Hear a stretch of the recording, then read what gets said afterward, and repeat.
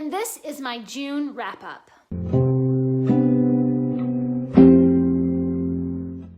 I read quite a few books in June, but before I get into those, I want to make sure that you know that Books for MKs is a charity that donates books to missionary kids.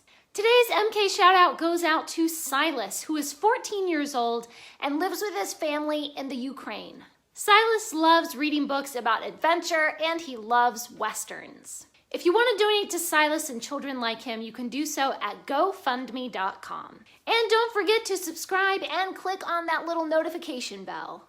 And let's get right into the books that I read in June.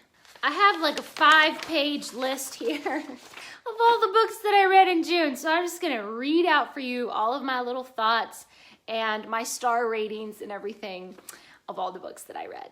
First, I want to talk about the picture books that I read, and several of these were ones that I received from publishers in exchange for a free and honest review. Any books that I received for review, I'm going to put an asterisk next to that book so that you can see which ones I just read for myself and which ones I was reading for review.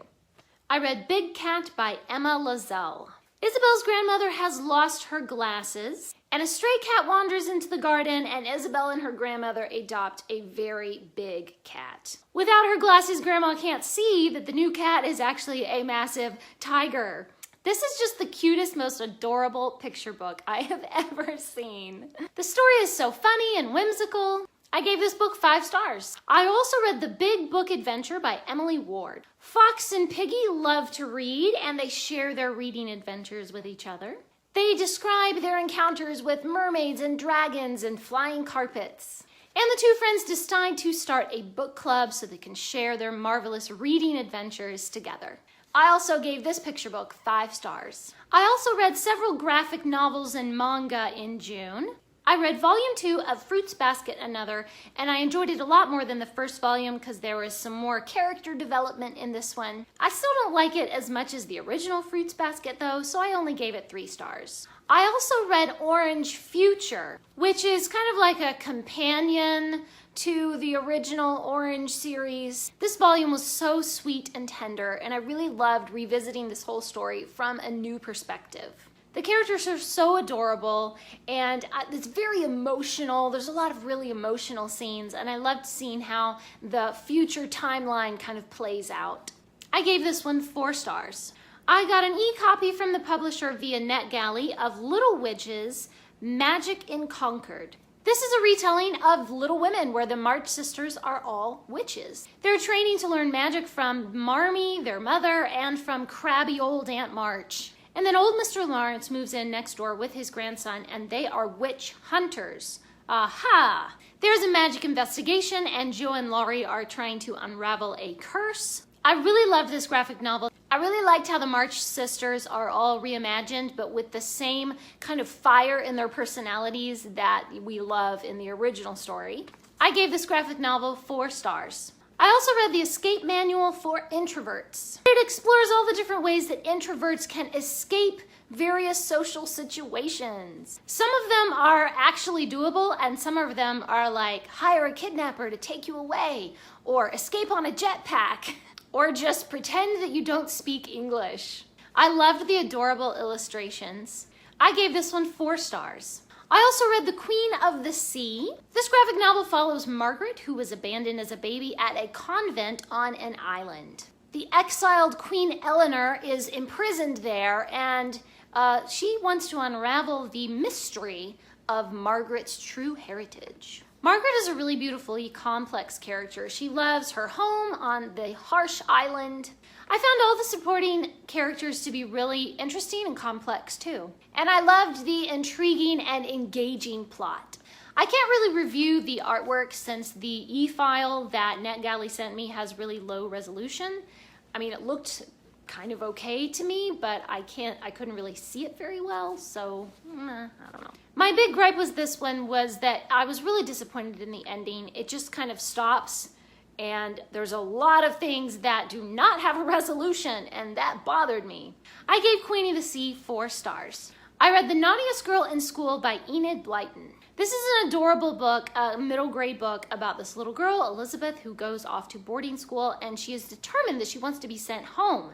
And so she says, I'm just going to be as naughty as I can, and they'll all hate me so much that they'll send me home. But eventually she makes friends and learns that giving is better than receiving. She learns to control her wild impulses. I thought the main character, Elizabeth, was really hilarious and engaging. She's talented and strong-willed, and her teachers and classmates really like that about her. I gave this book 4 stars. I read Physique, which is the 3rd book in the Septimus Heap series. Septimus and his family are threatened again, this time by the ghost of an old queen.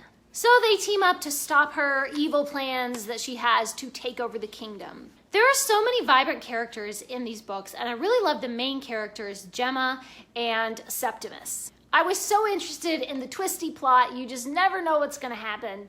The writing is really rich and flavorful, but it's also concise and pointed, and things are always happening. I gave this book 4 stars, and I can't wait to read more from this series. I also read The Shallows, What the Internet is Doing to Our Brains. I was really interested in this topic, but this book took so many tangents, completely off of the subject, and I couldn't wade through all those extras. And I ended up not finishing the book. This book could have been much shorter if the writing had just stuck to the subject. I mean, I don't need to read an entire chapter on the history of clocks to know that the invention of the clock changed how people view time. I mean, a couple of paragraphs would have sufficed. I didn't need 5 pages. I was just really disappointed in how the information was laid out in this book. I ended up giving it 2 stars. I read Book Girl, A Journey Through the Treasures and Transforming Power of a Reading Life. The author delves into the qualities of a book girl and how she learns and how she looks at the world. And the author lists her favorite things about reading along with her favorite books for every occasion in life. I really enjoyed this book, especially the lists of books. There's a short little review with each book that's listed, and the author kind of says why that's one of their favorite books. So I really enjoyed going through and putting a little check mark next to books that I've already read, and putting a little star next to books that I want to read. My one problem with this is I thought the writing style was a little too flowery. It just seemed like it was trying too hard to be all lyrical and poetic or something. So I got kind of bored with that. But the rest of the writing is pretty good. I really liked how the author talks about the magical experience of reading and using your imagination. I also enjoyed that this author includes a lot of books by C.S. Lewis and J.R.R. Tolkien, who are of course 2 of my favorite authors. I gave Book Girl 3 stars. In June, I also read 4 books from my Try a Chapter series that I'm doing. I read The Door in the Forest by Roderick Townley. I read Poppy and Rye by Avi or Avi, I don't know how to say the name, but anyway. And I also read Stardust by Neil Gaiman, but I'm not going to review those until I'm ready to do my Try a Chapter wrap-up, so be on the lookout for that. Thanks for watching, please subscribe, and remember, the right book in the right hands at the right time can change the world.